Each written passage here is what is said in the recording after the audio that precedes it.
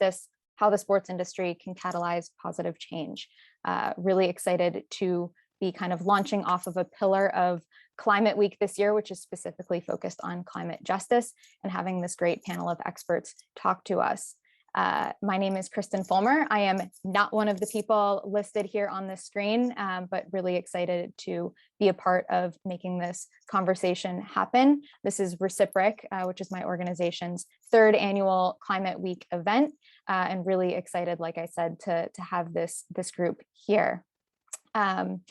You won't hear much from me. I'm going to turn it over to the panel in just a minute, but I realized in looking at the people that registered for this event that there was a really good assortment of people that might be familiar with the green sports industry or sports and sustainability together, some familiar names, and also some new names that I hadn't seen before, which I thought meant that there might be some people that aren't so familiar with the history of bringing sports and sustainability together. So for those of you who are familiar with this topic, please bear with me for just a second.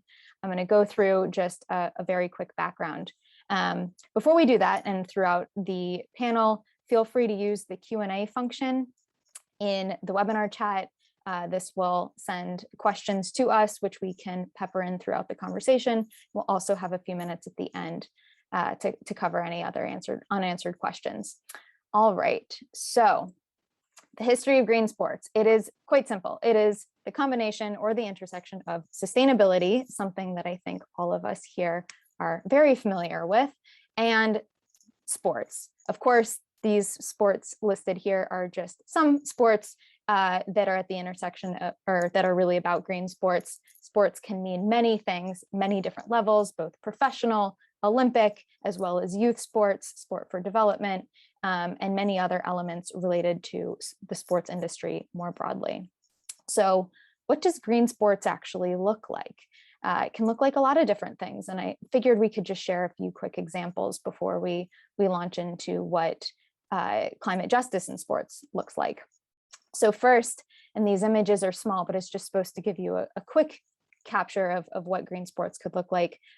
Climate Pledge Arena is a really great example of a sustainable facility. So facilities is one critical element to the green sports industry. It's about operating these buildings efficiently and about engaging fans and athletes and basically all of the occupants of these facilities in the topic of sustainability, both social and environmental. The next element is really related to operations. So this is not just how a building runs, but also the policies and supply chain of the sports industry. So this is an example of the Waste Management Open, which is a really great zero waste golf tournament that happens in Arizona every year, sponsored by Waste Management, and really the operations is facilitated by them. So you see here they have recycling and compost, no landfill bin needed because there isn't anything there that would go to the landfill. A really great example of what green sports operations can look like. Another example are these aluminum cups that were at a Super Bowl event, or the Super Bowl, but these aluminum cups are a great substitute for plastic, avoiding plastic, avoiding waste, but it's also a great opportunity to engage fans. You know, fans are seeing this directly, have a great either souvenir or something they can return back. And it's a great opportunity for sponsorship. So you see here that this is an opportunity for Bud Light, shown on the image, to sponsor a more sustainable alternative to what people are typically used to, which might be a plastic cup that goes to landfill. These are heavy on the waste examples, but there are many examples, of course, that are outside of waste reduction and energy efficiency or carbon reduction as well. And then another example of what green sports could look like are athletes themselves. Athletes, as we know, are really powerful ambassadors and also very passionate about specific topics. This is an example. Brent Suter, who is a pitcher for the Milwaukee Brewers, is heavily involved in sustainability related efforts, both pushing his club to do better and also working with third-party organizations. So that's the topic of green sports generally. That's kind of climate action in sports. But today we're here to talk about climate justice in sports. And this is just a quick snapshot of the green sports community thinking about these issues broadly, both climate action, climate justice, green sports, sustainable operations in sports. These are, again, just a very small snapshot of all of the amazing people working and organizations working on these initiatives. And it comes from not just the world of sustainability, but also thinking about the social sustainability elements as well, and thinking about sport for development and how sport can bring people together and enhance community as well. And just wanted to shout out Green Sports Day, which is a recognized day that Barack Obama declared in 2016. It's coming up, so I figured I'd mention it, but just a fun fact for those of you who are not aware of the green sports community, that it's actually recognized by the White House, and might be something that is now on your radar on October 6th this year if you weren't aware of it before. So again, excuse me, the green sports industry has historically been focused on environmental actions and bringing communities together towards the environment, and sports for climate justice is kind of that next level. So I am going to turn it over to the panelists who can talk about this in much more depth than I can. Again, a reminder, please use the Q&A function if you have questions. I will turn it over to Kunal Merchant to really kick off this conversation. Thanks, everyone. All right, thanks, Kristen, for that introduction. Good morning, everybody, or good afternoon for those of you on the East Coast. I'm really excited to moderate this discussion. My name is Kunal Merchant. I'm a board member with the Green Sports Alliance, which is obviously an organization that has been spending a lot of time and over the years focused on this intersection of green and sports, and now increasingly focused on the justice components, the equity components around climate justice, and how the sports industry can leverage everything we have to bear for that. And my background before that was as a sports executive, as a city official during a public-private partnership around a venue, and some other roles as well. But let's jump into the discussion. We have an incredible panel, and I know you're here to hear them. So what we'll do is we'll just start off with the first question, which is give each of you a chance to share a bit about your personal background and how you developed a passion for climate justice issues in particular. So let's maybe start with Mari, and then we can go to Jess and then Garry. Thank you, and thanks for including me and our organization in this important conversation. So I am the Vice President of Community Engagement and Social Impact at the Kraken, and also run our One Roof Foundation. But my path to my current job is pretty nonlinear in that I started off as a corporate lawyer, and then I was running an arts nonprofit. And then 3 years ago, I joined this organization as, I think, employee number 7 before we had a team name or an arena name. But one of the through lines through this sort of circuitous route is a focus on social justice. And I think that really stems from just my upbringing. My mom is a survivor from the Japanese American incarceration during World War II. So racism, the real effects of racism and social injustice were something I was aware of, from early on. And I think that's one of the reasons I became a lawyer. And then when I went to work for my arts nonprofit, it was really focused on turning a 50-year-old mainstream traditional arts support organization into a more inclusive, representative, equity-focused one. And similarly, when I came on to the Kraken and to run its foundation, it was to build out the social impact vision. And our foundation, One Roof, is really centered in equity. Our vision is a more equitable society and a healthy planet where everyone can realize a future. And the focus on environmental justice specifically came about because of our partnership with Amazon, which started a year ago. And it was really their vision to leverage this facility to uplift a whole new level of awareness for a cause. Great, Jess. Dr. Murfree, I should say. I should not call you Jess. I'll call you Dr. Murfree. Good morning or afternoon, I guess, based on location. A lot of what Mark said, it resonates with me.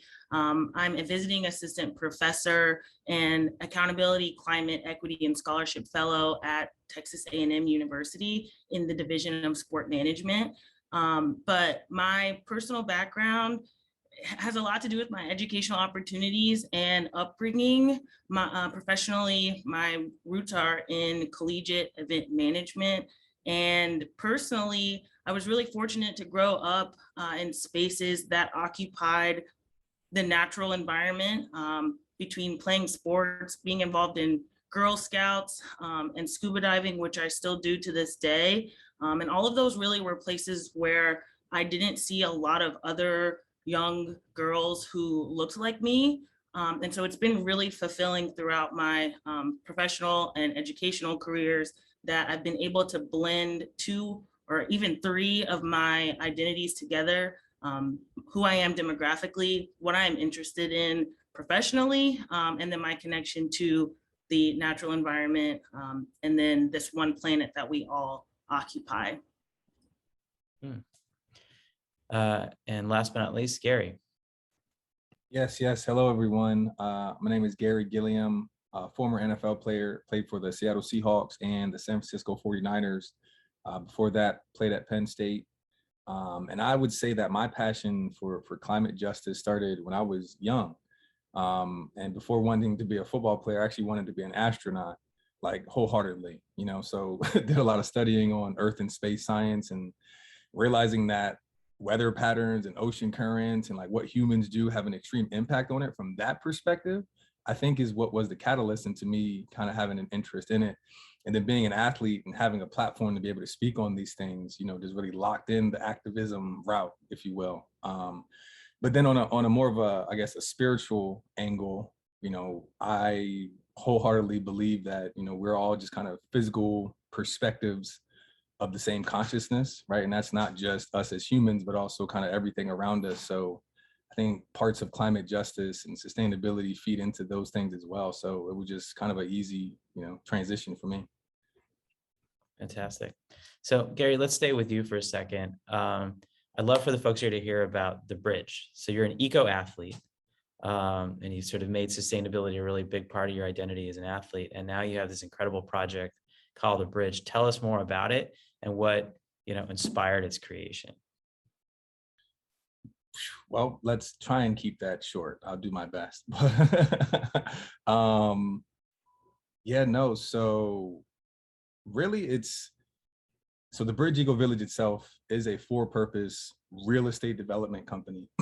And what it is really my version of the Garry Gilliam football camp. Instead of going back to my community and holding these football camps that really just push a very similar narrative, and fortunately not a easy career to get into, and also not a career that people secure a lot of the money that they made, right? So understanding that and realizing that there are more accessible routes to making money and creating generational wealth in our communities, why not go home and hold like a STEM camp or a financial wellness seminar or something like that? So the Bridge in reality is kind of that. Now what does that mean? Instead of just going back and holding football camps, we can change infrastructure, right? Athletes, we've got not only social capital, right, with our platforms to talk to people, but we've also got real capital. And when we put our capital together, we've got some financial power to acquire real estate, to form these things. So what the Bridge does is acquire old schools in the inner cities that we're from, and we convert them into what we call eco villages, which is really a fancy way of saying a mixed use development. At any point in your day, you're either working, eating, living, learning, or playing. So the most sustainable thing for you to do is try to do that in one place. So on a sustainability side of it, adaptive reuses of buildings that can be used in our communities is tremendous. And then doing positive things within them, targeting the most underserved communities, identifying disparities in a community, and then providing a real solution, right? Not just putting a Band-Aid on a bullet wound, but really sewing up at the core of these disparities, and providing solutions for them, which first and foremost takes a space, right? A village, a place to do it. And then the culture, comes with it too. So without going too deep, that's the Bridge. That was pretty good. You got so many amazing phrases. I need my notebook to write these down. They're really good. Band-Aid and a bullet wound. Well, Mari, I love the One Roof name. First of all, props on that. That's super cool, especially knowing the history of Seattle and that building. But the Kraken and the NHL have really shown tremendous leadership on climate issues, and you specifically have been really a leader for the team on an ongoing journey, especially around trying to get climate justice positioned within the sustainability agenda. So you touched on this in your intro, but share more about what the Kraken are up to, what you're up to, and how climate justice is becoming more prominent in the overall climate pledge, agenda. Yeah, no, thanks for that. And thank you. I mean, we're trying, we know we're not going to get it right every time, but we are trying, and we will keep moving forward. So just a little background, because I think it's a little confusing, because it's confusing for us who work at the team. We're actually 3 separate entities. There's the Kraken, which is the team, Climate Pledge Arena, which is the facility, and then One Roof Foundation, which is a freestanding 501c3 public charity that helps to advance the philanthropic objectives of the team in the arena, but we're all separate. Having said that, we try to operate to the extent we can as one, and that really, particularly with respect to some of our shared cultures and values. And one of those values, and really important values, is focus on DE&I work. Both the team and the arena, from day one, it's like, we want this to be a community asset. We want it to be a team and a place where everyone feels like they are part of this journey, and they see themselves in this building, and they feel represented and respected. One Roof Foundation is also focused on DE&I, but we're really more focused on the E, the equity piece and access, and looking to historic systems of exclusion and oppression, and figuring out how do we break down some of those barriers to create greater opportunity. So yeah, when we then partnered with Amazon on the Climate Pledge Arena a year ago, with our foundation's focus on equity, it made perfect sense to say, okay, we were looking for a third pillar, because this was a year ago, and this marrying the sustainability focus of the Climate Pledge Arena with the foundation's focus on equity, environmental justice, made all the sense in the world. And it was also serving the same communities that we're looking to serve in different parts of our foundation focus. Having said that, just because you say environmental justice is a focus doesn't make you an expert, so we spent the last year reading, talking to experts, going to live and virtual seminars and webinars, and figuring out, just learning the space as much as we can. And there's so much going on in this area right now, in our region and in our state. One of the things we've also done is put together this, I would call them the A team of environmental justice experts, 6 people representing the city, philanthropy, nonprofits, academia, and then also community-based organizations that will help to guide us. And we're going to start a series of meetings next week about what are the issues, what are the challenges, how can a sports team and an arena lean into this, how can we bring in our corporate partners to do the same, starting from really small and short term to bigger picture, longer term. We don't yet know as a team and a foundation what our assets will be, but at least if we know what the needs are and how we might lean in before we start to do it, I think that will help really guide us, we hope, in the right direction. And then I'll wrap up in a sec, but just in the interim, what we have done is we've identified 2 neighborhoods specifically that we will focus on to start with. One is close to our practice facility, and then one is down in South Seattle. It's a neighborhood called South Park. As we were doing a lot of research about different neighborhoods around Seattle, this one stood out to us. It's it's a former Superfund site, a river that's a former Superfund site. It's the convergence of way too many highways. It's next to the airport, so not only are you in the flight path, but like the plane seems like it's 100 feet above you. You can't even talk. It's so loud. And the kids there are 3 times more likely to get asthma than other kids, and the lifespan there is 13 years shorter than in more affluent neighborhoods in other parts of Seattle. So we have been spending time with them, and will continue to do so, to figure out how we can, in a meaningful way, help them, in the short term, but more importantly in the long term. There's so much in there. We could spend an hour just unpacking that, but again, great work. And just for the folks who are less familiar with the sports piece of this is super groundbreaking. A lot of the green sports work done to date is really focused on facilities, solar panels and more efficient lighting systems and plumbing. And for the Kraken and for Climate Pledge Arena and Mari to be focused on the community on these justice issues is really exciting stuff, and hopefully will become something that every arena around the country does going soon. But you had mentioned, Mari, about just wrapping your hands around this word environmental justice or this word climate justice. These are complicated concepts. There's not like a single definition, and there's still a lot of intellectual rigor needed to really help everybody talk the same language. And that's where academics come in here and Jess, you're really a pioneer in this intersection between sports and climate justice through the academic lens and making sure it has the respect it warrants in that circle. So share more about what you're working on right now and what are your early insights? Thanks, Kunal. That's super flattering. But I think there are so many ways to just kind of break this big, complicated issue down. And that's kind of what my goals are as a researcher. It's been over 20 years since the scientific community reached consensus on both the presence and the severity of climate change. But climate injustices have existed for centuries, for so much longer. And the research or sort of the academic focus on what those are have been concentrated largely within agriculture, healthcare, civil research. These are areas where it's kind of obvious to see where injustices play out in food and in disease. They're pretty visible and tangible, but because they're sort of parsed out into other segments, that's fracturing. And what we're not seeing is a holistic approach to climate injustice or even an equal discussion of climate injustice across industries, across business sectors, where they're both affected by and contribute to those injustices. And so this is where sport comes in as an understandable, loved, revered topic or focal area that people care about and really buy into. But we also know that sport is compromised globally by climate injustices and that the industry contributes to them as well, from a major league level, or even from a grassroots level. And I'm thinking specifically of like pond hockey, where kids get involved in hockey, but because there are a lot of injustices surrounding the natural environment and ponds aren't freezing anymore, maybe that child's opportunity to reach Climate Pledge Arena gets ripped away from them from the start, from childhood.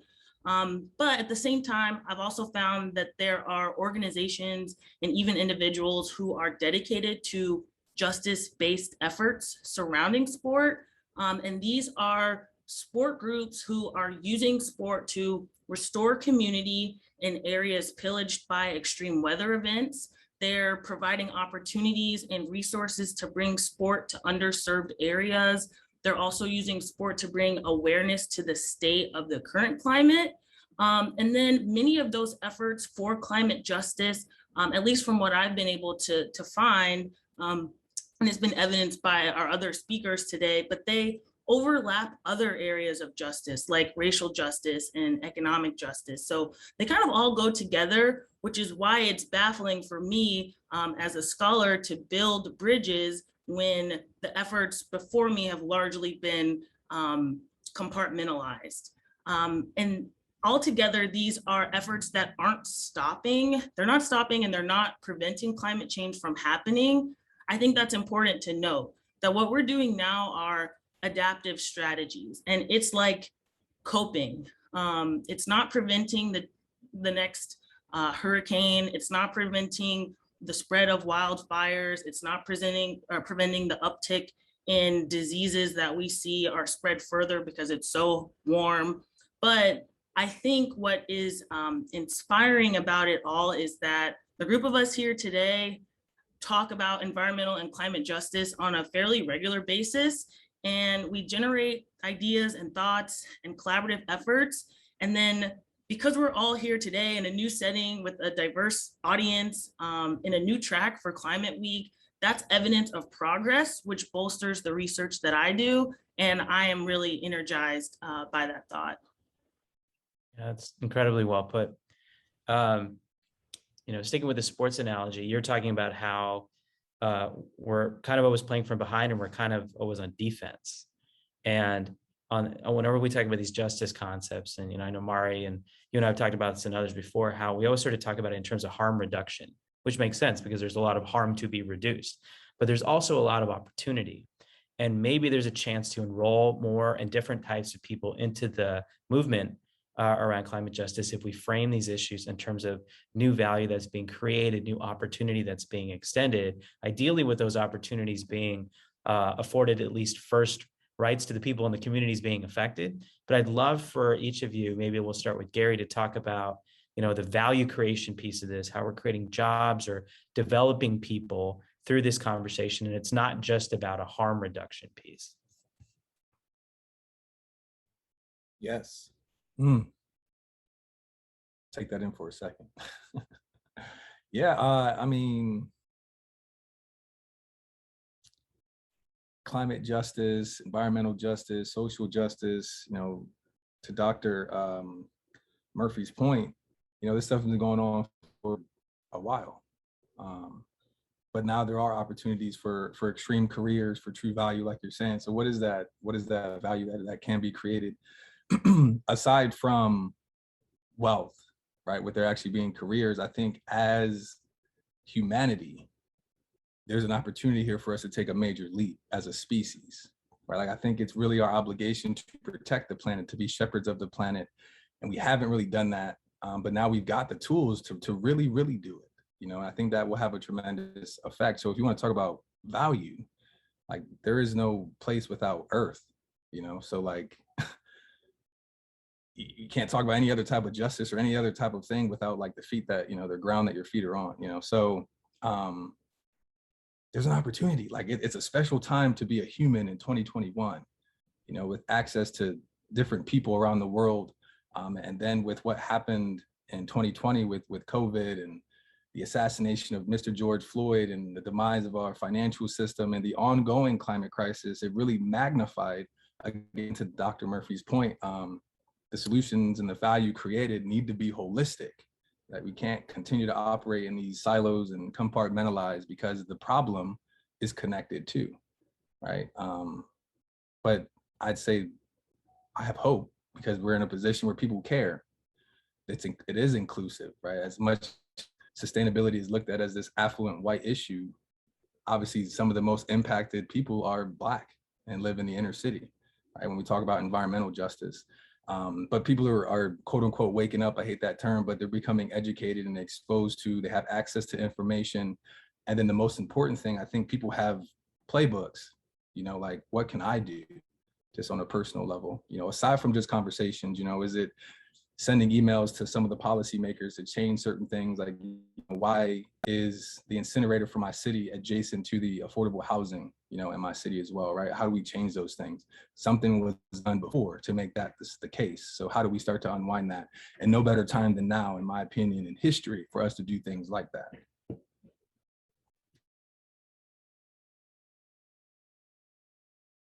Mario, Jess, any thoughts on that?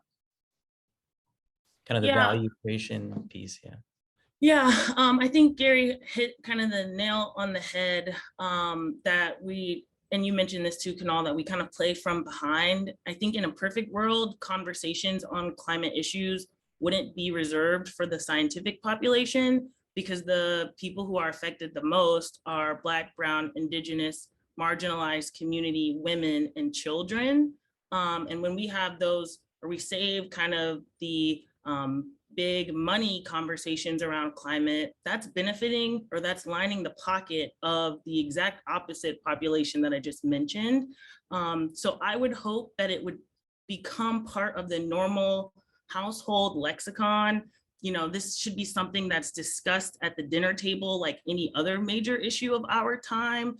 We see in sports different cancer awareness months. We all saw recently, especially with the 20th anniversary of September 11 attacks, the prevalence of patriotism and American hope on the sport field last weekend.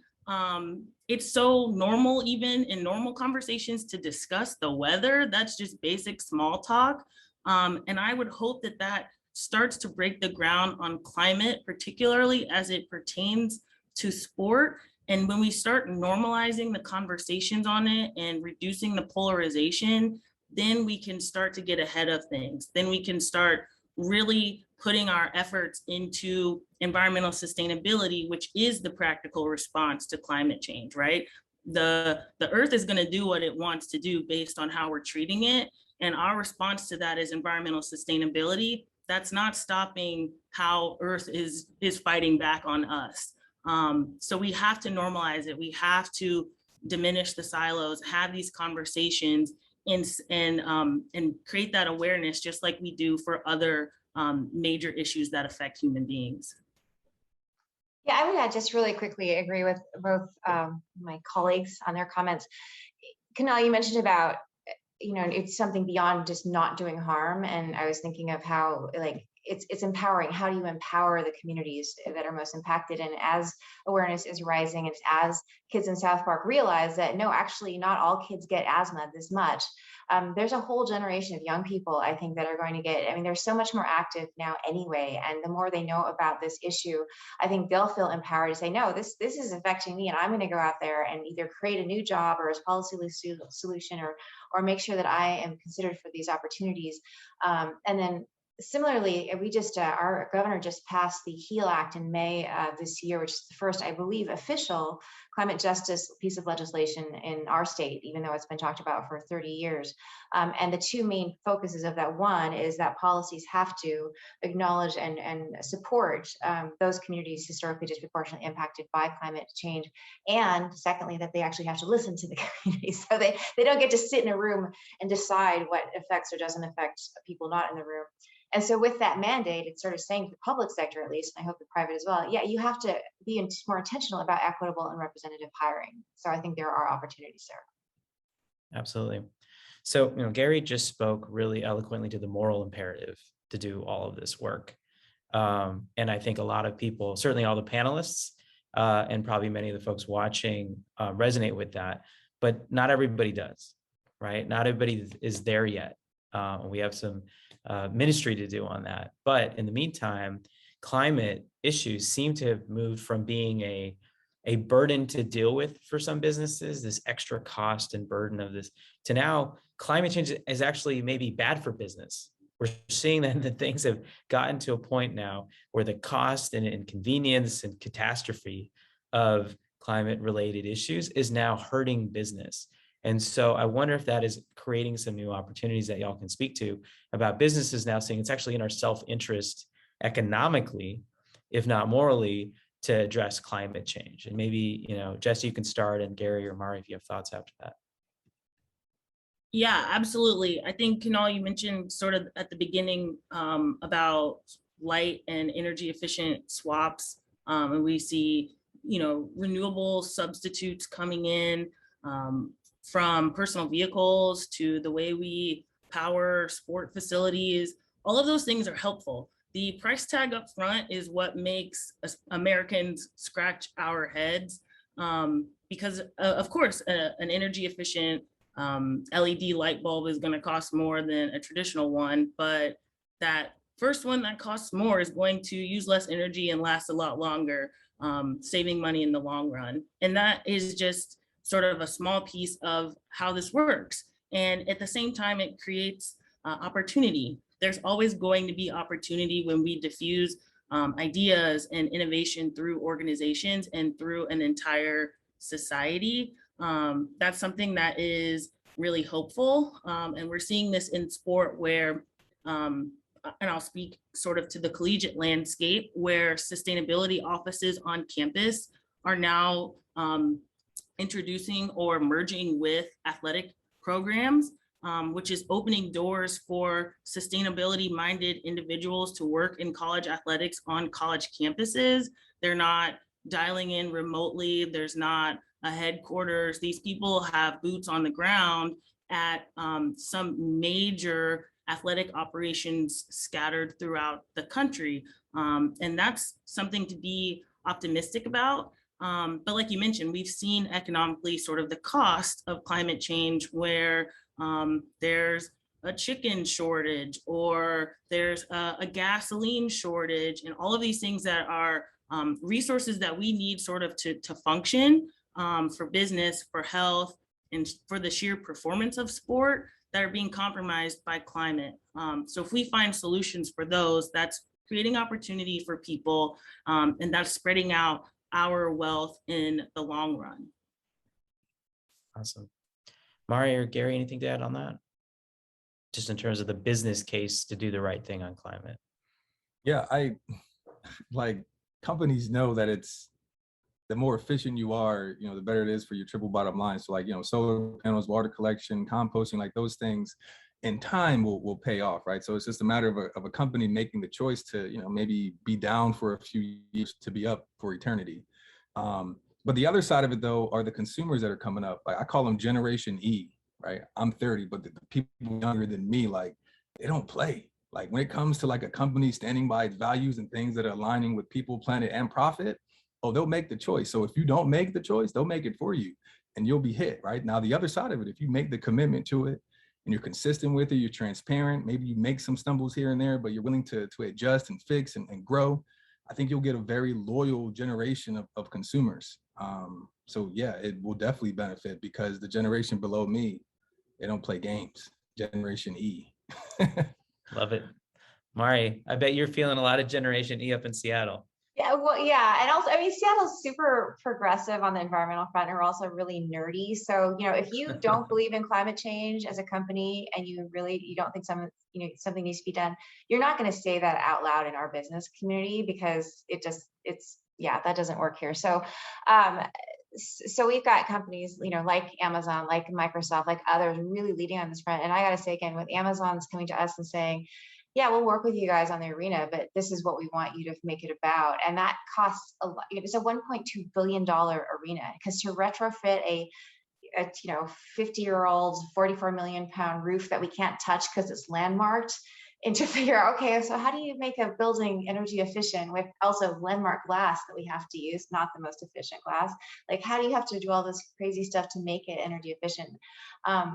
And we probably wouldn't have done it if Amazon hadn't come and said, hey, you need to do this. And so we've been investing a lot to figure out how to make it work. Yeah, it's costing a lot, but it's so worth it.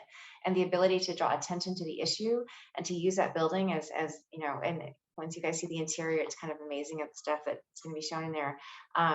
It's so worth it. I mean, we hope, sets an example and says other people like, yeah, we can do this. They did it. And they had a 44 million pound landmark roof, so it's only easier from there.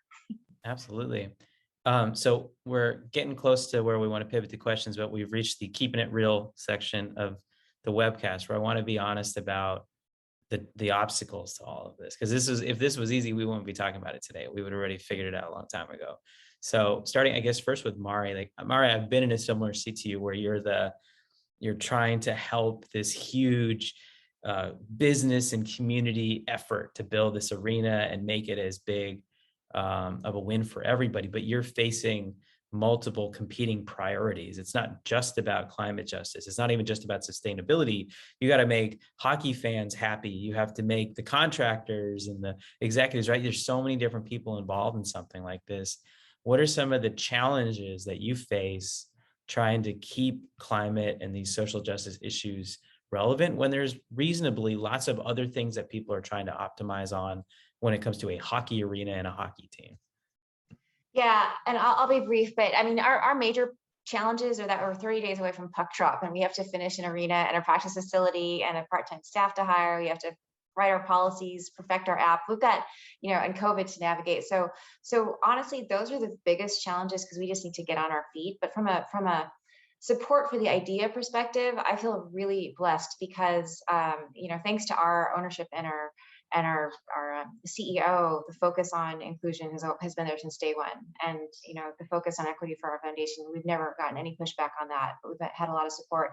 And thanks to Amazon, the focus on, when you have, usually it's, you might have like a conflict between me and our sponsorship team, maybe I guess maybe some teams, but our main sponsor is focusing on climate change. So it's like, okay, that's perfect because they're the ones saying this is really important. And so now it's really part of our organizational DNA as well. So I feel really fortunate in that. If we can get all the other stuff done, we're good. Well, good luck with the last 30 days. Now I feel guilty for inviting you onto this webinar. You got things to do. If you got to leave early, by all means, go for it. We'll totally understand.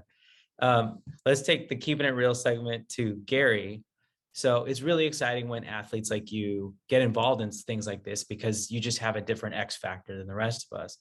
But it's got to be fair to the athletes also. Like it sounds easy to just put yourself out there and be a face of an issue, especially a controversial one. But what are some of the risks and pitfalls that athletes face when they stand up on climate? And more importantly, like, what can the rest of us do to get your back and support the folks like you who are willing to kind of stand up and be those role models for the rest of us? Yeah.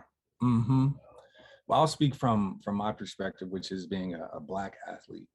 And to my former point that sustainability, or I'm also vegan, right? So to be a big 300-pound football player, like there's some things that go against, people look at me like, what? So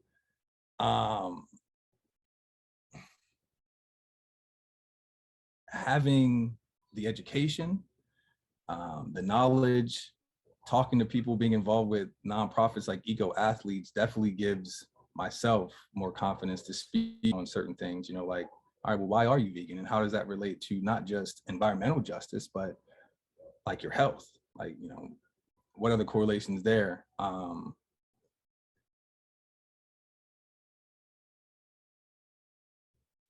in terms of supporting athletes, like, people access to us, and it's something serious, and it's not always a good thing. So let's say, I want to speak on something within the Black community, about sustainability or about being vegan or something, right? Like, cancel culture is a real thing, and I think we need to move away from like cancel culture, like, oh, he's telling me not to eat fried chicken or go to pies or something, and like, this is what my family has done, like, we're not going to talk to him or listen to him, and I think cancel culture needs to be transformed to counsel culture. Like, if there's something that I said that offended you, then by all means let me know. But if the facts that I'm giving you are just hurting because you don't want to make a commitment to necessarily maybe better your life or something, then that's another conversation to be had, and we can counsel each other.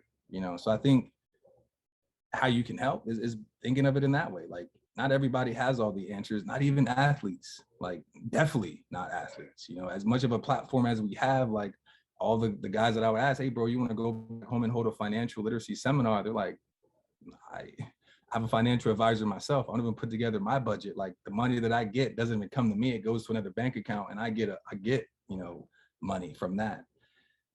How would I go back home and speak about these things, right? So I guess have some leeway for some athletes that are going to put themselves out there and try and speak about these things. They may not articulate it the best way, or might stumble over this, or may not have, the politically correct way to say this or that. But that doesn't mean that we won't learn, and that you can assist in that learning and that knowledge sharing, so that we can together use our social capital to actually move things. Trust me, it's easy to get into rooms, when you wear that helmet, but most of those business people or some of the top executives don't really have business respect for athletes too, like, we are rookies in that world. So sometimes athletes will deter themselves from getting involved in things because of that. Like, they don't want to be a rookie again or go through, you feel it. So all that to just say, counsel each other, learn. And as an athlete, if any athletes are listening, like, it's okay to be a little bit vulnerable. Like, with vulnerability comes growth. You'll learn a little bit. The only way you got better as a football player, basketball player, swimmer, whatever it was by going out there and doing it. And I do believe we have an obligation. We were gifted the talents we have, and in the society that we're in, it's like being a gladiator. You have a platform, but don't just be a gladiator. Go out there and be an activist, a politician, a change maker. So have courage in it. And if you got to learn, you'll learn. You'll be all right. So that's what I would say. Amazing. All right, well, we're getting close to the end, so I'm going to ask everyone kind of one last question. I always like to keep this stuff practical. So, for each of you, let's maybe start with Jess and then go around. But what is one thing that you've either read, watched, or listened to recently that's recharged and re-inspired your commitment to climate justice? I would say anything by Dr. Catherine Wilkinson.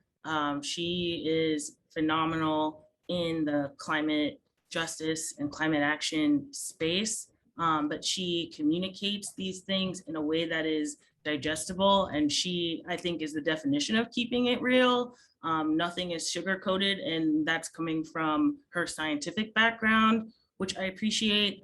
She's recently was interviewed in the New York Times discussing the overlap between gender equity and climate justice, particularly as it pertains to women globally. And her, I mean, it's very eloquent. I would recommend anyone check it out. It's fairly short, but the way she sort of describes the significance of women, especially women of color's role in this movement, while being the group of people who largely are responsible for life, the future of life on Earth, and how important that is and integral to every component of society. That's something that is extremely inspiring for me, and that keeps my head kind of in the books, doing the good work to help benefit everyone. But Catherine Wilkinson. Awesome, thank you. Mari. I just started looking up her books as you were talking. So I'm gonna order the most recent one. I would say the most inspiring thing to me is actually spending the time in the neighborhoods with these leaders in the community. I've done a lot of reading. I would say most of the reading I've done is pretty dry because a lot of it's public. But when I go into South Park neighborhoods and sit and break bread with the community leaders and some of the youth down there, that's like, it makes it so real. It turns the theoretical into like this urgent thing that none of us can look away from. So that's what I would say. Awesome. And Garry. The documentary Seaspiracy. Yeah, that was a good one. Seaspiracy? Seaspiracy. Okay. Yeah, like conspiracy, but oh yeah. Okay, got it. Ocean, right? So sustainability issues in that realm, right? Like this Great Pacific plastic patch that we always hear about, and it kind of being geared as like a consumer problem. They kind of expose some things like, one, like, why are they making plastic bottles and they're not glass anymore? Like that's one thing. And then also the fact that most of that patch is actually not made of the plastic that comes from us, but actually waste from the fishing industry, right? Like nets and gear and all that, which causes a whole nother host of issues. So that really reinforced, me and being vegan, which I'm vegan for my health.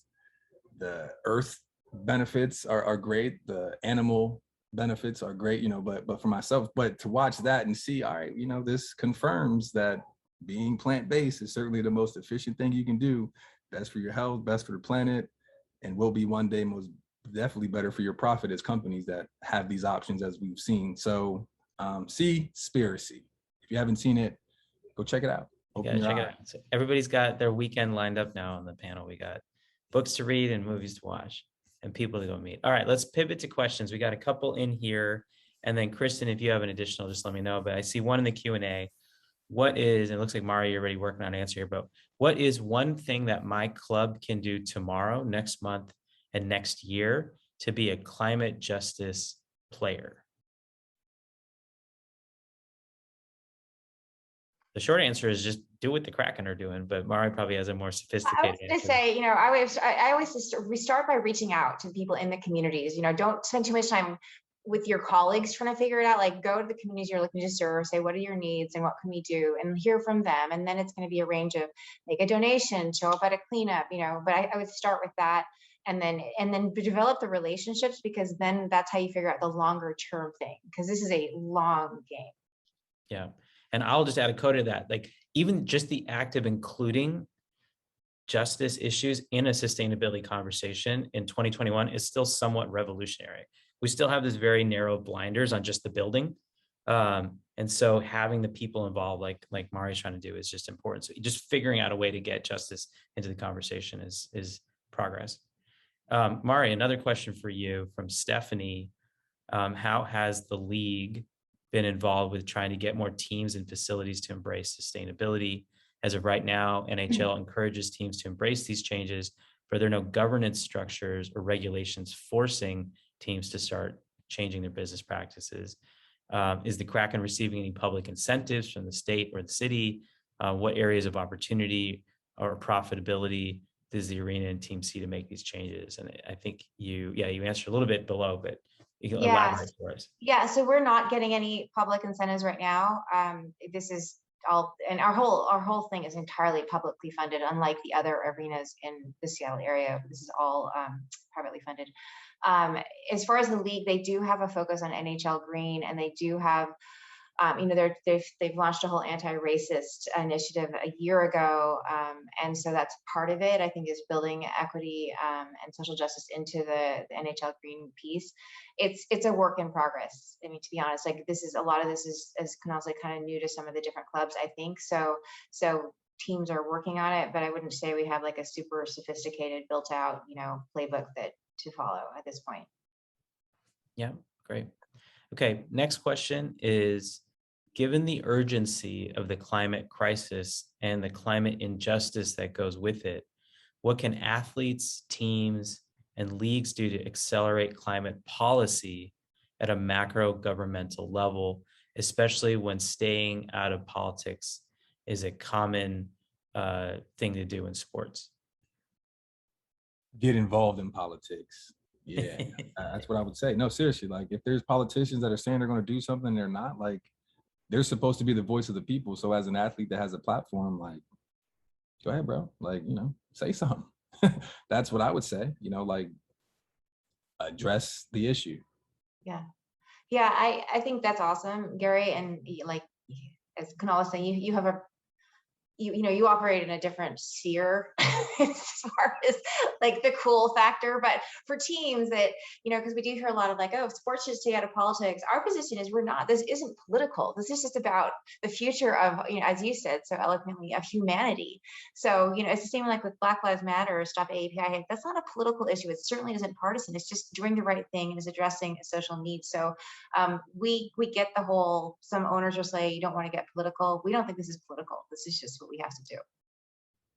I was going to say the same thing. And really, it's hard to imagine sport without politics because they get put in the same box so frequently, telling LeBron James to shut up and dribble, to seeing how athletes are speaking up for themselves and the backlash that they receive from politicians. To me, it's in the same vein as religion in schools. So they're two things that are not forced to be together until people make that an issue. This is science. It's explaining the truth. And the truth for each individual can come from their religious beliefs, from their political orientation, from their upbringing. As long as we see the presidents of the United States being escorted into courtside seats, politics in sports it's going to be there. But to Garry's point, speaking up, getting involved, going to the polls and voting when no one's looking, those are all ways to stay active and involved in this. Totally agree. And as somebody who's, former public servant, I worked in city politics for many years. We had a message, which is like, people are going to be mad at some point on something, on anything. But, you pay attention to whether you're on the right side of things by who's mad at you. And so even as Garry's talking about, as an athlete stepping up, people are going to, at this point, given where we're at and the expectations on athletes to do more, you're going to make somebody mad if you don't say something or if you say something. And one of the ways to know you're on the right side is who's mad at you. So if you're out there speaking on behalf of your community, on behalf of the moral injuries that you witnessed in your life, on behalf of things you care about, and you look at across the room at the people who are mad at you, there's the right kind of people to be mad at you. And so that's the counsel I get when I talk to athletes, and frankly, just anybody, frankly, politicians, is like, somebody's going to be mad at something. Make sure that the right people are mad at you and you're on the right people on your side. And I think with sports, it's such a powerful way to demonstrate how much support these issues actually have. Like, we're going to look back in 5, 10, 15 years. Garry's talking about a whole generation of people who are already on the right side of this. But the reality is there's people above Generation E who care too. We just haven't organized ourselves the right way. And the folks who are on the other team, they do organize a smaller group of people extremely well. So that's something we got to take on from each of our seats, whether it's as an athlete, as a professor and researcher, or as a team executive. So a lot here, a lot we could keep going on. I really appreciate the dialogue. I'm as much a viewer as everybody out there in addition to monitor. These are some fantastic people doing some amazing work. So Kristen, appreciate the opportunity to lead this discussion and kick it back to you. Awesome. This was phenomenal. Thank you guys so much. Thank you, Kunal, for moderating this discussion, and thank you, Mari, Dr. Murfree, and Garry for being just such great, authentic advocates for something you're clearly very passionate about. Super interesting. I don't want to interrupt the flow of how we've set up just the next quick element quickly. So Kenny, I know you asked a question about sustainable events and sporting events. We'll definitely answer that. I'll reach out to you offline, but just want to introduce Lou Blaustein, who's the founder of EcoAthletes, to kind of bring us home and tie all this together. I think the conversation has been leading in the direction. So Lou, it'd be great to hear from you and about the mission of EcoAthletes. Thanks so much, Kristen, for inviting me and for putting together this panel and the panelists. I've seen a lot of panels on green sports and on climate justice, and this really moved the ball more than any I've seen. So, and great job, Kunal. So EcoAthletes is an organization, a nonprofit that I launched about 1.5 years ago.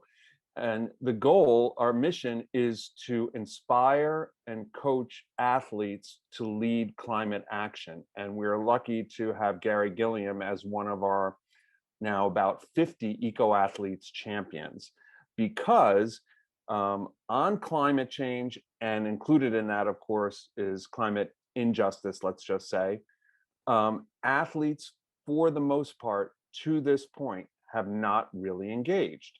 And whereas, despite the shut up and dribble comments, we are in an era of increased athlete activism on issues from racial injustice, diversity, equity, and inclusion, LGBTQ, issues of war and peace, etc., public health. But on climate, not so much. And we don't have time for athletes to sit on the sideline, given the urgency of the problems. And so we launched EcoAthletes to help take athletes who may be climate curious. They could be involved with environmental issues like plastic ocean waste or hurricane relief, and move them to climate active and then to climate leaders, because the power of athletes is in their platform and using it. And the climate injustice issue is core to what I believe a lot of athletes care about, even if they haven't made that connection yet. So we try to help athletes do that. We provide them, our champions, with a hub of resources that includes community, content, i.e. social media,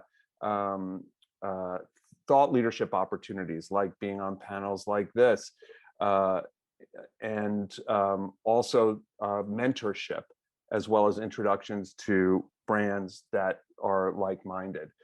So if any of you are athletes out there and are interested in being part of EcoAthletes, our website is EcoAthletes, ECOathletes.org.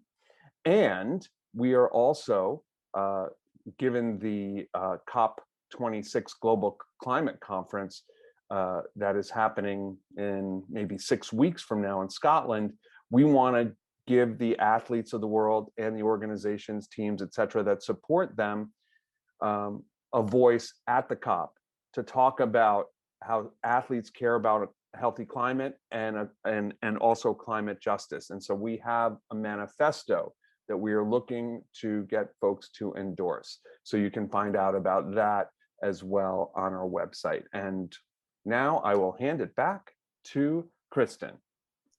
Awesome. Thank you. That was the perfect ending to this conversation, because I think it's clear, and a lot of the questions asked, what are great examples, and some of the athletes that EcoAthletes works with, including Garry and others, are really starting to showcase some of the best examples of how athletes can lead on topics like climate justice and lead climate action efforts on the ground with their clubs, politically, on social media. We need all of the solutions at the table. So that concludes today's session. Thank you all for participating. We will share this recording out to everybody that registered. If you have any questions, please feel free to reach out to me. My email address is on the screen here, and I'm also the organizer. So if you just email the event organizer, I can channel your question to the right panelist or moderator. So thank you all again for attending, and big thank you to Lou, Kunal, and the panelists for being part of this great discussion. Enjoy the rest of Climate Week, everyone. Thank you.